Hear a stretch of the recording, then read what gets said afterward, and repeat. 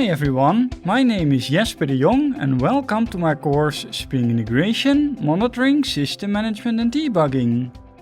I'm an independent software developer with a lot of experience designing and building software with the Spring framework. When you want to create software that's ready for mission-critical operation in production, then it's very important that you design and build it with monitoring and management in mind.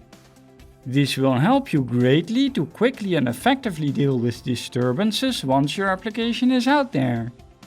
In this course, we are going to explore the features that Spring Integration provides to you as a developer for building software that can be effectively managed in production.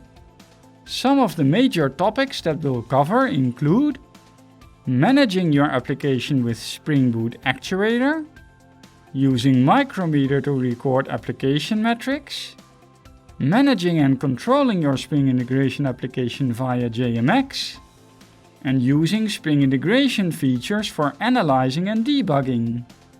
By the end of this course, you will have the skills and knowledge of Spring Integration's monitoring, management and debugging features needed to develop a robust, production-ready Spring Integration solution.